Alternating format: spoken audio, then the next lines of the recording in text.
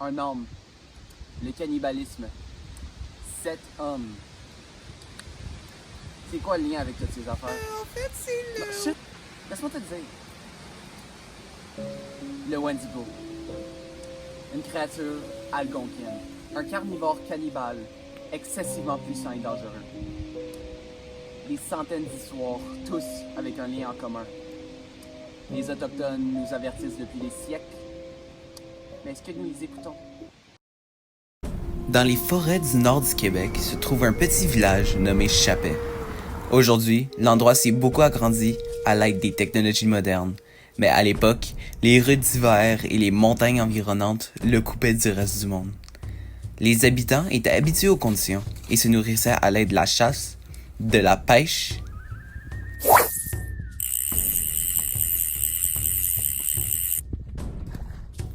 et de la culture de leurs propres légumes. Tout ça, c'était avant de connaître l'hiver de 1857. Un des plus rigoureux jamais connus, sortir durant cette période était dangereux à cause de la tempête de neige incessante. Les réserves de nourriture s'épuisaient et il semblait que la faune avait quitté les lieux. Le conseil du village, dirigé par les hommes les plus sages de l'endroit, a décidé qu'une expédition de chasse était nécessaire pour éviter une mort lente et inévitable. Parmi les volontaires se trouvait Jacob, un jeune chasseur intrépide connu pour ses compétences exceptionnelles.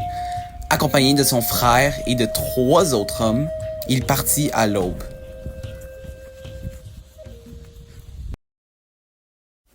La forêt était dense et silencieuse. Comme si la neige étouffait tous les sons. Les hommes avançaient prudemment, cherchant pour toute trace de gibier. Après plusieurs jours sans succès, leurs provisions deviennent peu nombreuses. La fatigue, mais aussi le froid mordant, s'installaient et les tensions montaient. Une nuit, lorsque le groupe dormait, Jacob entendit des murmures. Des voix étranges et lointaines semblaient l'appeler par son nom. Intrigué mais aussi inquiet, il se dirigea pour enquêter. La voix l'amène plus profondément dans la forêt, éloigné des autres. C'est là qu'il le vit. Une silhouette sombre aux yeux rouges flamboyants. Le Wendigo, une créature mi-homme, mi-bête, se tenait devant lui. Il avait des membres décharnés, une peau grisâtre étendue sur des os saillants et des griffes acérées. Sa bouche, dégoulinante de sang, laissait entrevoir des dents pointues comme des couteaux. Le Wendigo s'adressa à Jacob avec une voix rauque et gutturale. Il lui offrit une force surnaturelle et la promesse de la survie, mais à un prix terrible, son humanité. Affamé, désespéré et terrifié, Jacob refusait d'abord, mais les murmures insistaient et s'insinuaient dans son esprit. J'espère qu'il arrête bientôt. Il est Jacob. Comme un poison. Jacob. Hey, arrête! Arrête! Et finalement, Non. il céda. Jacob. Ok! Je vais le faire! Je vais le faire! T'es content? Oui. Merci! Jacob revenait au campement, mais il n'était plus lui-même. Ses yeux étaient devenus 2 puits glaciales et sa peau avait pris une tête cadavérique. Les autres hommes le remarquèrent immédiatement, mais attribuèrent son apparence à l'épuisement et au froid. Il doit juste être fatigué. La nuit suivante, Jacob prit une faim insatiable. Il se jeta sur son propre frère, puis le dévora vivant.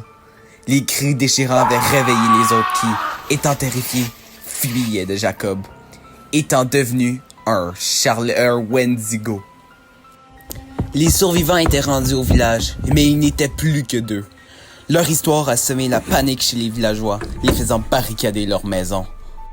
Un soir, alors que la tempête faisait rage, Jacob, ou ce qui lui restait, apparut à la lisière du village. Elias, armé de son courage et de son fusil, décida d'affronter le Wendigo. Il savait que le tuer était la seule chance de survivre. Avec quelques hommes, la traque fut longue.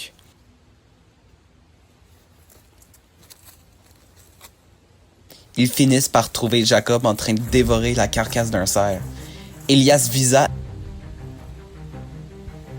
et tira, mais le Wendigo était trop rapide. Jacob se jeta sur eux, blessant tous ceux qui sont dans le combat. Elias a compris que la seule chance de survie est de piéger le Wendigo dans un piège préparé plus tôt. Il se sacrifia, attirant la créature vers la trappe recouverte de pics. Jacob, ou ce qui était Jacob, tomba dans la trappe et fut empalé. Pour donner le coup de grâce, il faut le réduire en cendres. Elias le met en feu, puis regarde la bête se tordre et crier de douleur. Lorsque le dernier morceau de la bête fut brûlé, Elias a ressenti l'âme de Jacob retrouver la paix. Le village, bien que sauvé, fut traumatisé par l'événement. Donc, Pourquoi je suis en pyjama? Il est tard le soir. Je suis dans ma chambre. Parce que j'ai pas le droit de faire de feu dehors. Et j'improvise. Donc, le personnage le plus important dans l'histoire, étant le Wendigo, varie selon l'histoire. Des fois, le Wendigo est mince et a toujours faim. Mais peu importe, le Wendigo a toujours faim. Mais, des fois, ils sont de taille normale, mais ils grossissent proportionnellement à chaque fois qu'ils mangent. Oui, moi non plus, je ne sais pas comment ça marche. Le Wendigo représente l'avidité. Il représente vouloir avoir quelque chose juste pour toi. Parce que dans l'histoire, Jacob a pris l'offre du Wendigo pour lui. Le Wendigo ne voulait pas assurer la survie de tout le monde. Il voulait assurer la survie de Jacob. Et ça, c'est être égoïste. Donc, je crois que la valeur, c'est ne pas être égoïste. Parce que Jacob a fini par mourir. Et aussi, il a mangé son frère. Donc, personne est content. J'ai retenu que pour battre un Wendigo, il faut le mettre en feu.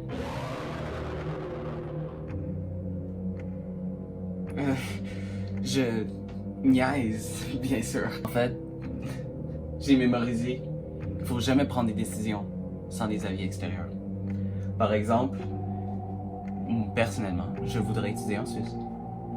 Mais si j'y vais, je serai seul et je laisserai ma famille et mes amis au Québec. C'est pas très bien ça. Mais en même temps, c'est voyager, quelque chose que j'aurais pas le temps de faire dans mon futur. Donc, il faut que je considère l'opinion de ma famille et de mes amis dans la décision que je vais prendre. Cette histoire m'a touché parce que le Wendigo, je ne le vois jamais. Mais même dans les jeux vidéo, c'est une rareté. Je trouve que c'est intéressant, c'est un concept amusant, mais j'avoue que c'est très limité. C'est une voix, cannibalisme, et c'est tout. Je le vois jamais parce que pour trouver une bonne qui coûtait pas de l'argent, j'ai dû aller à la page 2 de Google. Oui, à la page 2 de Google. Les autres que j'avais vus, il n'y avait même pas de cannibalisme dedans. Cette histoire mérite d'être transmise parce qu'elle apprend aux jeunes d'apporter un briquet quand ils vont dans la forêt. Et même s'il n'y a pas de Wendigo, c'est bien pour partir des feux. Non, mais vraiment, il faut transmettre cette histoire parce que ça valorise ne pas être égoïste et je crois qu'il y a beaucoup de jeunes qui ont des problèmes avec ça. Genre, quand je dis jeune, c'est jeune. Mais vraiment. Pour résumer, sois toujours social, garde assez de nourriture pour l'hiver. Et surtout, cours le plus vite que tu peux.